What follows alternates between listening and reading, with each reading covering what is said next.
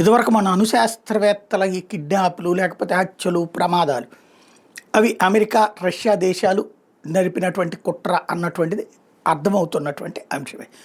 ఏకంగా ప్రధానమంత్రి లాల్ బహదూర్ శాస్త్రిని చంపేశారు వాళ్ళు, భారతదేశపు ఎదుగుదలను నిరోధించడం కోసం, భారతదేశ భవిష్యత్తుని అడ్డుకోవడం కోసం అని చెప్పేసి.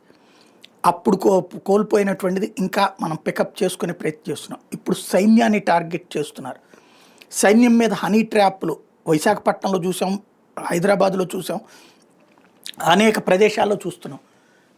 సోషల్ మీడియాను అడ్డుపెట్టి హనీ ట్రాప్లు చేయడం అన్నటువంటి. ఈ హనీ ట్రాపుల్లో పడిన వాళ్ళు దొరికిపోతే ఒకటి, రెండవది ఆర్థిక పరమైనటువంటి ట్రాపుల్లో మరి కొంతమందిని అలా కాదు అన్నటువంటి హానెస్ట్గా వీటన్నిటితో జాగ్రత్తలుగా ఉన్న ఆఫీసర్ల మీద ఏకంగా దొంగ కేసులు పెట్టేటటువంటి వ్యవహారం.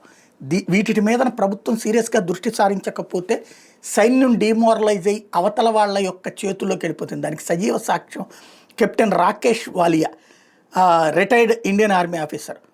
ఒక అమ్మాయి సోషల్ మీడియా ఇన్ఫ్లుయెన్సర్, ఆ మధ్యన ఆయన దగ్గరికి నేను మీ పుస్తకం రాస్తానండి మీ మీద, అందుకని ఒకసారి కలవాలంటే రమ్మనమన్నారు. 2021లో ఢిల్లీలో వీళ్ళిద్దరూ కాసేపు ప్రమోషన్ గురించి మాట్లాడుకున్నారు. ఆ తర్వాత నేను నోయిడాకి దాకా వెళ్ళాలండి, ఇబ్బంది అవుతుందంటే నేను డ్రాప్ చేస్తా అన్నారు. డ్రాప్ చేశారు. ఆ తర్వాత కాసేపటికే పోలీసులు ఫోన్ చేశారు, ఎక్కడున్నావు నువ్వు అని. ఇట్లా వెళ్తున్నాను నేనంటే, నువ్వు ఆగు, నువ్వు అత్యాచారం చేసి వెళ్ళిపోతావు అన్నారు.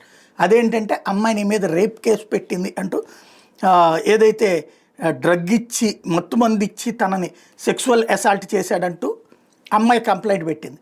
దాని మీద విచారణ మొన్న ఈ ఏడాదిలో మొన్ననే పూర్తయింది.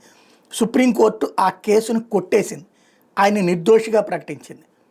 అంటే ఇప్పుడు కేసు అక్కడితో అయిపోతుంది, ఆయన సేఫ్. కానీ ఆమె వెనకాల ఎవరున్నారు, ఆమె చేత ఈ కుట్ర ఎవరు చేయించారు? ఇప్పుడు ఈ తప్పుడు కేసులు పెడుతున్నటువంటి వాళ్ళు కానీ తప్పుడు పనులు చేస్తున్న వాళ్ళ వెనకాల పాకిస్తాన్ ఉంటుంది. అది జాగ్రత్తగా చూసుకోవాల్సిన అవసరం ఉంది.